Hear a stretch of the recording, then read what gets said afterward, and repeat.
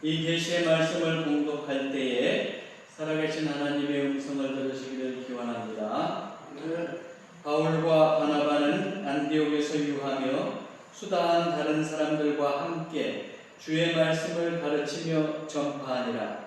며칠 후에 바울이 바나바더러 말하되 우리가 주의 말씀을 전한 각 성으로 가서 형제들이 어떠한가 방문하자 하고. 아멘.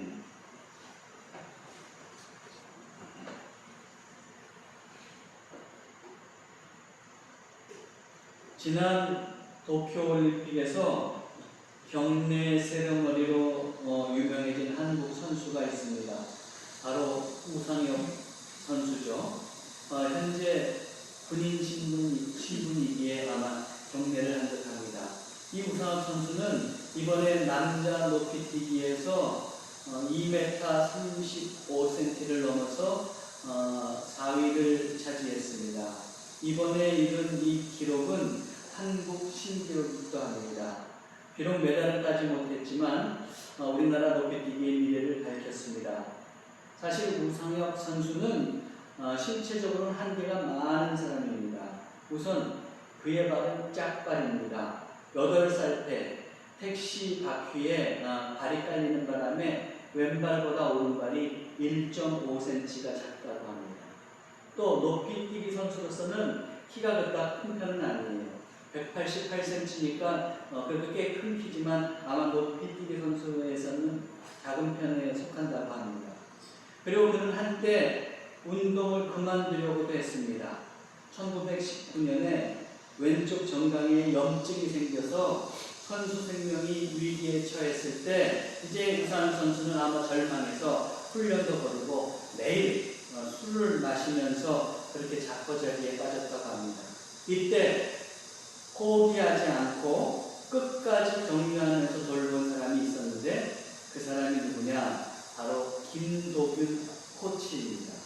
이 모자를 쓴 분이 김도균 코치인데, 김 코치는 우상혁 선수를 어떻게 그 절망에 빠져 있을 때 우상혁 선수를 향해서 끊임없이 이렇게 말했다고 합니다.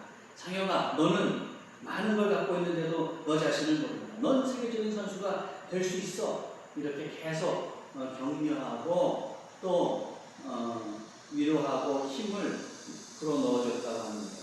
김 코치는 우상혁 선수하고 피 한 방울 섞이지 않았지만 가족보다도 더 가족처럼 지냈다고 해요. 그래서 인천에 있는 자기 집에 이 우상혁 선수의 방을 마련하고 같이 먹고 자고 하면서 훈련을 했다고 하는 거예요.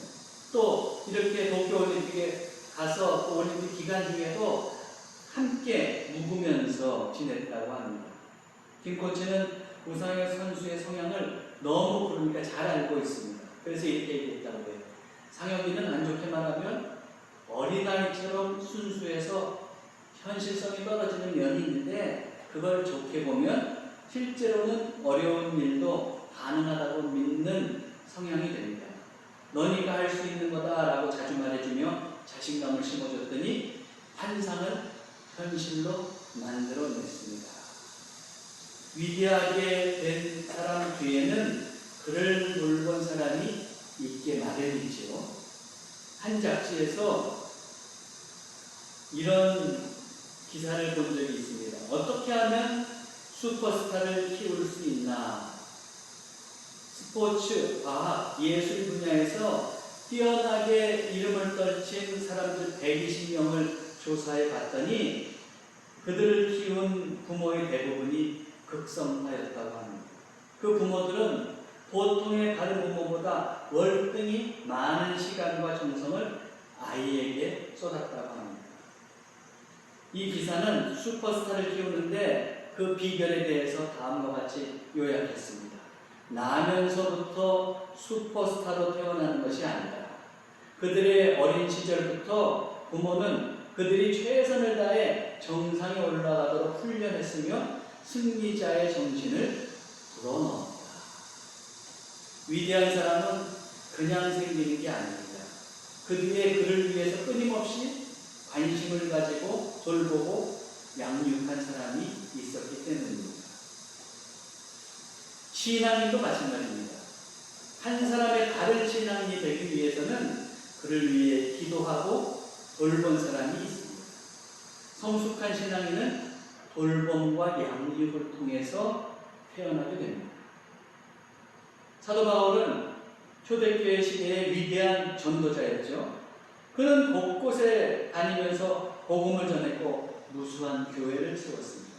그런데 그가 전도와 선교에 성공할 수 있었던 것은 단지 복음만 전했기 때문은 아니었습니다. 그는 복음을 전하고 난 후에는 그 개척한 교회를 꼭 반드시 돌보았습니다. 그리하여 각 교회는 바울의 영적인 양육을 통해서 단단하게 서갔습니다. 오늘 말씀에서도 바울은 단순히 선교한 것으로 그치지 않고 돌보려고 하는 것을 발견할 수 있습니다. 그동안에 이제 사도행전의 내용을 조금 되돌아보면 이렇죠. 바울과 바나바는 함께 선교여행을 떠났습니다. 그것을 우리는 1차 선교여행이라고 보통 얘기합니다. 그들은 안디옥을 떠나서 구브로섬으로 갔습니다. 그곳에서 살라미와 바보에 이르기까지 복음을 전했고 그 다음에 배를 타고 버가에 이르러서 거기서 비시디아, 안디옥, 이고니온, 루스드라, 더베에 복음을 전하고 다시 역순으로 해서 배를 타고 이제 안디옥 교회로 돌아왔습니다. 그래서 돌아와 보니까 어때요? 예루살렘에서 온 유대인 교인들이 그 안디옥 교인들에게 할례를 받아 진정 구원 받는 것이지 예수님만 믿는다고 되는 것은 아니다. 그래서 교회가 혼란스러웠잖아요. 그때 이제 바울과 바나바 그리고 몇 사람이 예루살렘 교회에 가서 그 자문을 받게 되죠. 그리고 이제 거기서 결론이 내려진 것이 이방인에게는 할례나 율법을 강요하지 말라는 그런 이제 회신을 가지고 돌아왔습니다. 그리고 나서 한동안 이들은 안디옥에 머물면서 말씀을 가르쳤습니다. 35절에 보면 바울과 바나바는 안디옥에서 유하며 수다한 다른 사람들과 함께 주의 말씀을 가르치며 전파하니라 이렇게 기록하고 있어요. 그리고 이제 한참 지났을 때 바울이 바나바에게 제안하는 겁니다. 36절 며칠 후에 며칠이라고 해서 단며칠을 얘기하는 것은 아니겠죠. 꽤 오랜 시간이 흐른 후에 바울이 바나바로 말하되 우리가 주의 말씀을 전한 각 성으로 다시 가서 좀 풀어서 얘기하면 1차 전도여행을 했잖아요. 그렇게 해서 말씀을 전한 그 각 성으로 다시 가서 형제들이 어떠한가 방문하자 이렇게 지금 제안하고 있는 것을 볼 수 있어요. 그러니까 사도 바울은 복음을 전한 그 교회들, 그래서 세워진 교회들이 어떠한지 그 형편을 알아보고 싶었던 겁니다. 그래서 문제가 있으면 해결해주고 그리고 돌보고 양육하려고 했던 것입니다. 바울은 복음을 한 번 전한 것으로 끝내지 않았습니다. 복음을 전한 교회에 지속적인 관심을 갖고 돌보고 양육하려고 합니다. 이런 태도는 바울의 선교 활동 내내 이루어집니다. 그는 여건 허락하는 대로 복음을 전한 지역을 다시 방문하려고 했고 찾아가서 살피고 가르쳤고 또 그 교회들에게 계속 편지를 썼죠. 그래서 전해 내려오는 것이 성경에 우리 담겨있는 바울 서신 아니겠어요? 이런 것들이 있습니다. 우리는 이런 바울의 태도를 통해서 분명히 기억해야 됩니다. 교회는 한 사람이 그리스도인이 되었다고 그것으로 만족하는 것이 아니라 끊임없이 그에게 관심을 가지고 신앙적으로 돌보고 양육해야 합니다. 이런 관점에서 볼 때 오늘날 교회를 이룬 우리들이 어떻게 살아야 될까요? 저는 두 가지로 권면드리고 싶습니다. 첫째로 우리는 서로 돌보아야 합니다. 저를 따라서 해보세요. 서로 돌보. 예, 서로 돌볼 수 있어야 돼요. 예수님은 제자들에게 지상 명령을 주셨잖아요. 마태복음 28장 19절 20절 그러므로 너희는 가서 모든 민족을 제자로 삼아 아버지와 아들과 성령의 이름으로 세례를 베풀고 내가 너희에게 분부한 모든 것을 가르쳐 지키게 하라. 볼지어다 내가 세상 끝날까지 너희와 항상 함께 있으리라 하시니라. 예수님은 모든 민족을 제자로 삼으라고 했어요. 그렇기 때문에 우리는 땅끝까지 복음을 전해야 합니다. 세상 모든 이들이 주님의 제자가 될 때까지 복음을 전해야 합니다. 그러므로 그리스도인이라면 마땅히 복음을 전하고 전도해야 합니다. 그런데 전도한다고 할 때 우리가 기억해야 할 것이 있습니다. 한 사람에게 복음을 전해서 교회로 데려오면 그것으로 다 됐다고 생각하는 분들이 있어요. 그러나 그렇지 않습니다. 전도한 이후에는 계속해서 신앙적으로 돌보고 양육해야 합니다. 그래서 예수님은 우리 마태복음 그 28절, 19절, 20절에서 나와 있는 것처럼 가르쳐 지키게 하라. 가르쳐 지키게. 계속해서 가르치고 돌보고 양육해야 된다는 말입니다. 전도되어서 처음 교회에 온 사람은 신앙적으로 생각하면, 신앙적으로 보면 갓난 아이예요. 처음에 우리가 아이를 갖게 되면 어떻습니까? 어린아이의 그 태어난 어린아이는 부모의 돌봄이 없이는 도저히 생존할 수 없습니다.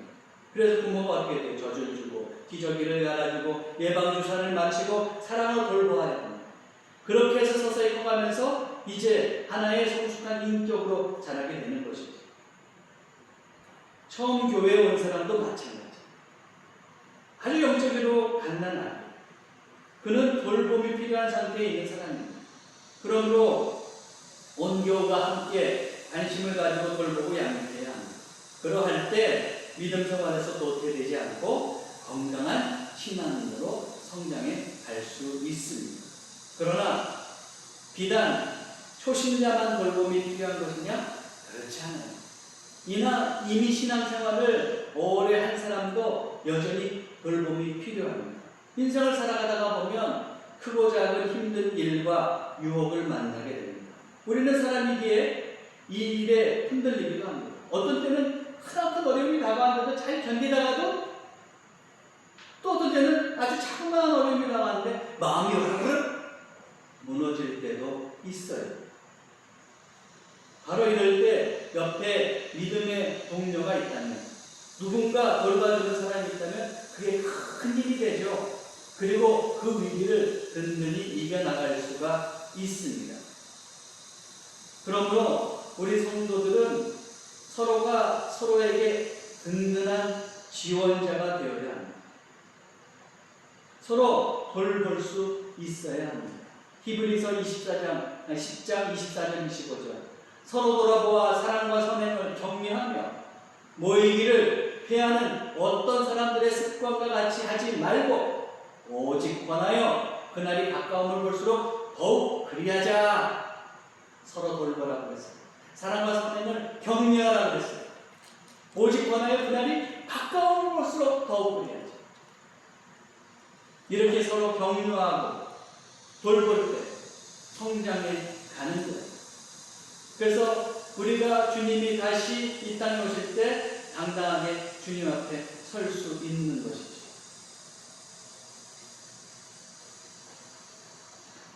미국의 미주리주의 한 시골 마을에서 있었던 일이에요.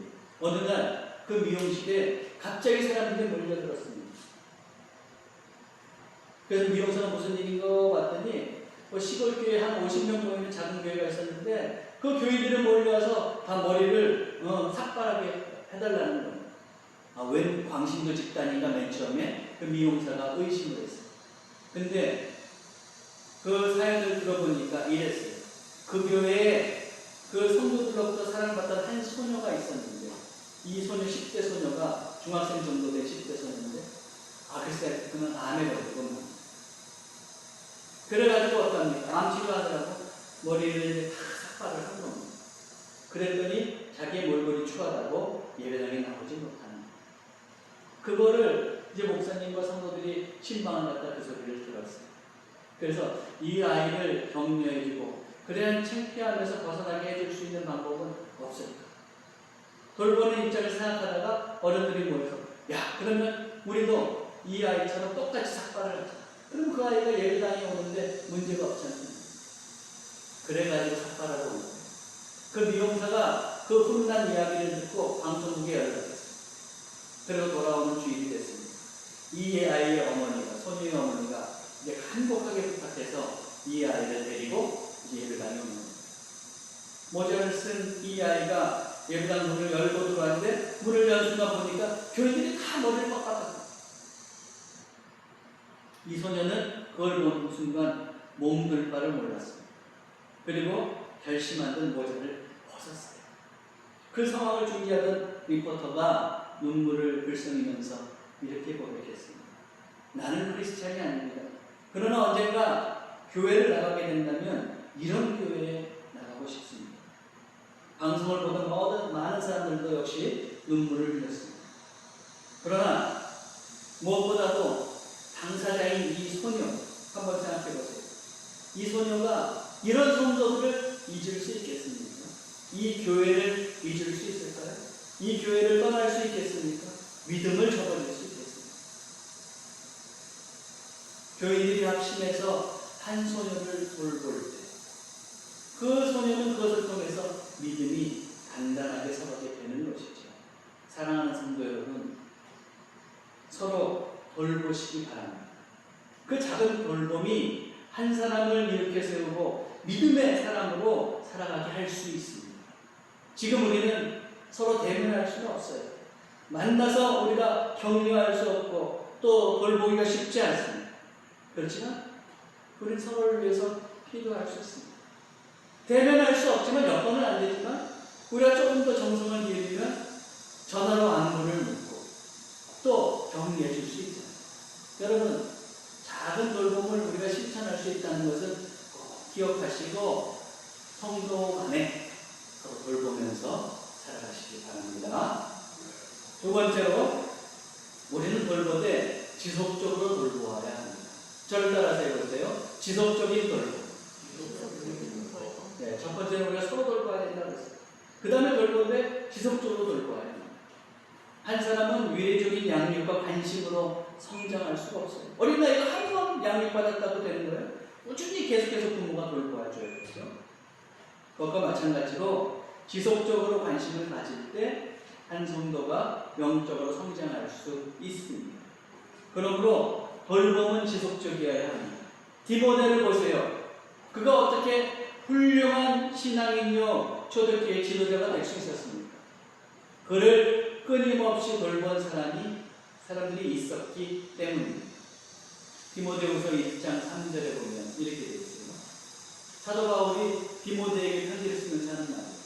내가 밤낮 간구하는 가운데 쉬지 않고 너를 생각하여 청결한 양심으로 조상적부터 섬겨오는 하나님께 감사하고 내 눈물을 생각하여 너 보기를 원하노. 내 기쁨이 가득하게 하려 함이니 이는 내 속에 거짓이 없는 믿음이 있음을 생각합니다. 이 믿음은 먼저 내 외조모 로이스와 내 어머니 유니게 속에 있더니 내 속에도 있는 줄을 확신하노라. 자 보세요. 사도 바울은 디모데에게 거짓이 없는 믿음이 있다고 합니다. 그런데 그 믿음은 그의 할머니 로이스 또 어머니 유니게 속에 있었다고 합니다. 이렇게 거짓이 없는 참된 믿음을 가진 디모데의 외할머니와 어머니 꾸준히 디모데를 가르쳐 오고 키워왔을 때 그도 참된 믿음의 사람이 될 수 있었던 겁니다. 또한 그에게는 바울이라고 하는 훌륭한 영적인 스승이 있었어요.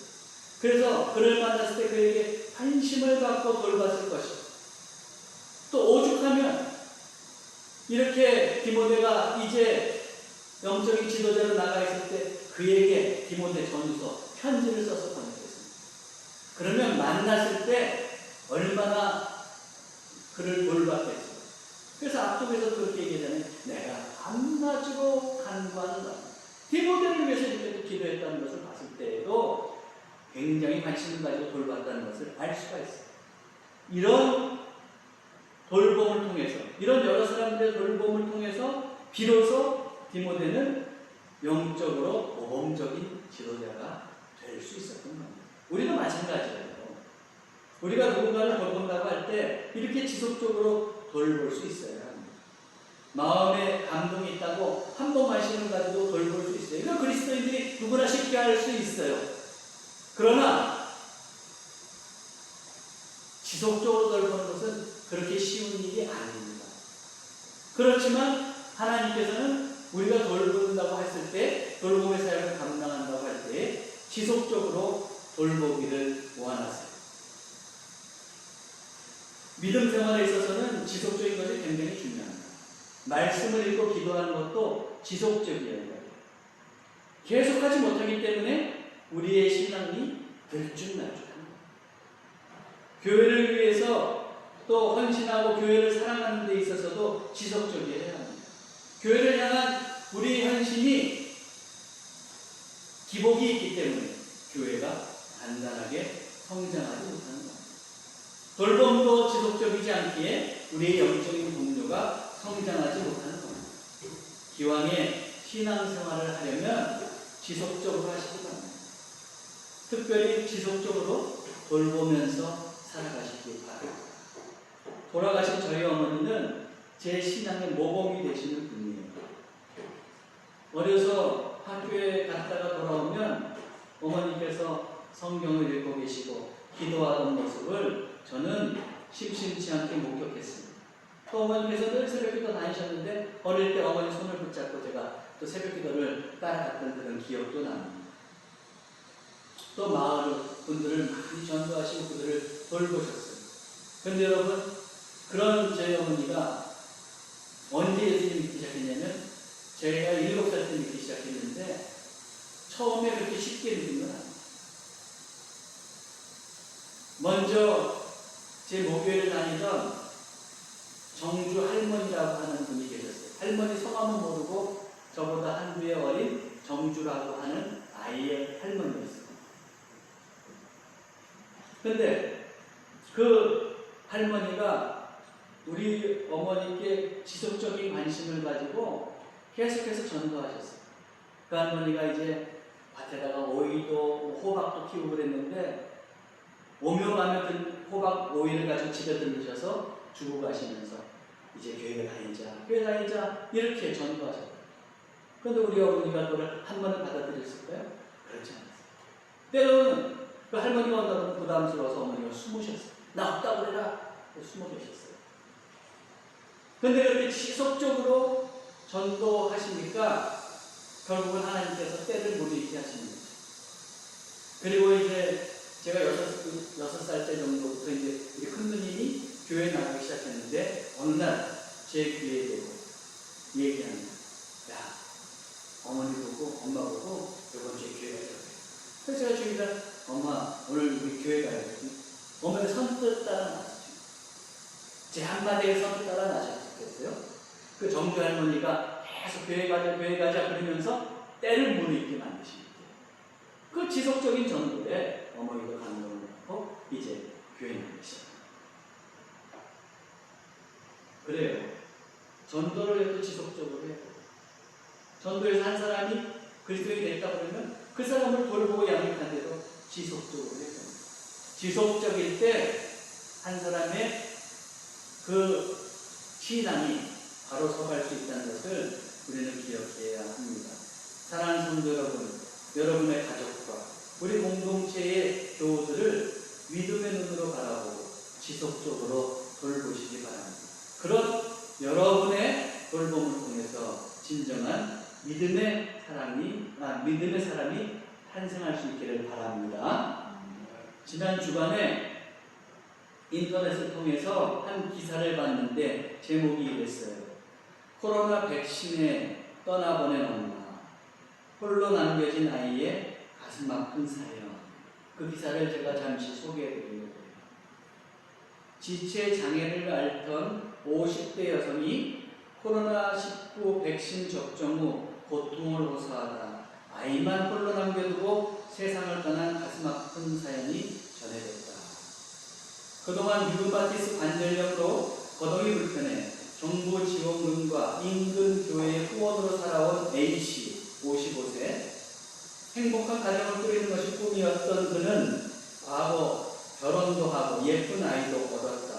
이후 A씨는 몸이 불편하지만 아이를 위해 최선을 다해 살았고 그 과정에서 행복을 느끼며 가정생활을 이어갔다고 한다. 하지만 트레일러 트럭을 몰며 전국을 떠도는 남편은 A씨와 달리 가정이 소홀했고 결국 다른 여자를 만나 A씨와 아이를 떠났다. A씨의 지인은 결혼 전에도 A씨의 남편은 한 직장을 1년 이상 다니지 못하고 일자리를 찾아 전국을 떠돌았으며 이혼 후에도 성실함이 없었기에 양육비는 기대할 수 없었다고 말했다. 생계를 책임지던 남편이 떠나자 생활이 더욱 어려워진 A씨 가정. 이런 A씨의 가정에 잔인한 운명이 찾아왔다. 다름 아닌 A씨가 코로나19 백신 예방접종을 맞은 뒤 건강이 급격하게 나빠진 것. 평소 A씨를 돌봐온 지인은 A씨가 백신 접종 이후 스스로 앉지도 서지도 못했으며 매일 고통을 호소했다고 주장했다. A씨 가정에 참혹한 비극이 찾아온 지난달 27일 밤 A씨는 이날 안방에서 극심한 고통에 몸부림치다 세상을 떠났고 이튿날 홀로 남은 아이는 잠자는 줄 알았던 엄마의 싸늘하게 식은 죽음을 발견하고 통곡하며 흔들어 깨웠지만 반응이 없었다. 이후 아이는 엄마의 장례를 치를 돈도 부족해 그 흔한 국화꽃 한 송이조차 엄마의 영전에 올리지 못했다. 아이는 소문을 듣고 간간히 찾아오는 손님에게는 오로지 물 한 컵만 내밀 수밖에 없었고 장례식 내내 김밥과 컵라면으로 끼니를 때우며 어머니의 마지막 곁을 지켰다. 장례식이 끝났지만 A씨의 시신은 영면으로 들어가지 못한 채 사망 원인을 밝히기 위해 전주에서 전남 장성에 있는 국립과학수사연구원으로 이동했다. 숨진 A씨에게는 언니가 있었지만 그도 가정 형편이 어려워 홀로 남겨진 A씨의 아이를 돌볼 수 없었고 결국 A씨의 남편과 보육원으로 보내기로 합의한 것으로 전해졌다. 홀로 남겨진 아이가 보육원에 가기 전 그간 A씨와 그의 아이를 돌봐온 인근 교회 한 목사님이 소식을 듣고 이 아이를 키우겠다고 결정했다고 합니다. 당시 목사 B씨는 저 어린 것을 어떻게 고아원에 보낼 수 있겠냐고 눈물을 떨구며 아이가 어릴 때부터 나를 할아버지라 부르며 잘 따랐다. 내가 잘 돌보겠다고 말했다고 합니다. B씨는 아이에게 너 할아버지와 교회에서 함께 살자고 제안했고 아이는 이렇게 대답했다고요. 할아버지 그러면 우리 집에서 일주일만 아빠하고 자고 가면 안 될까요? 참 그렇게 자기를 버린 아빠를 그래도 애절하게 찾는 이 아이가 더욱더 우리 마음을 짠하게 합니다. 어쨌든 그렇게 말해서 아빠를 향한 애끓는 마음을 표현해 주위 사람들이 눈시울을 적시게 했다고 합니다. B씨는 이 목사님은 지난 10일 인터뷰에서 이렇게 말했다고 합니다. 아이가 아기 때부터 우리 손에서 커와서 잘 따른다. 그간 아이도 나를 할아버지라 부르고 나도 여느 할아버지처럼 용돈도 주고 옷도 사주며 손주처럼 대해왔다. 아이의 외할머니도 세상을 떠난 지 얼마 안 됐는데 이런 일이 겹쳐 너무 가슴이 아프다. 고아원에 가야 되는 아이의 소식을 듣고 며칠 밤을 눈물로 지새웠다. 쓰린 속내를 내비쳤다. 이어서 아이가 재능이 많다. 나도 넉넉한 형편은 아니지만 아직 정년이 6년이나 남았으니 후견인으로서 최선을 다해 양육하겠다. 이날 과거 양육권을 포기한 아이의 아빠는 교회를 찾아와 친권도 포기했다. 사택 한켠에는 아이를 위한 방이 만들어지고 있었다. 만약에 이 아이의 아빠가 이 아이를 받아들여서 양육하기로 했다고 그러면 어떨까요? 저는 이 아이의 아빠가 제대로 아이를 양육할 수 없었을 거라고 저는 생각합니다. 그동안 아이를 지켜봐오고 돌봐왔던 목사님이 이 아이를 맡았다니 저는 마음이 놓였습니다. 그러나 이 목사님이 아이를 돌본다고 결심한 것이 쉽지는 않았을 거예요. 왜냐하면 이 아이를 이제는 계속해서 지속적으로 돌봐야 하기 때문에. 그러나 힘들더라도 목사님이 그렇게 지극정성으로 돌볼 때 이 아이는 어떻게 될까요? 건강한 인격으로 자라 또 훌륭한 신앙인으로 크지 않겠습니까? 저는 분명히 이 아이가 그렇게 성장할 거라고 확신합니다. 또 그를 위해서 기도할 겁니다. 사랑하는 성도 여러분, 우리도 돌보면서 살아야겠습니다.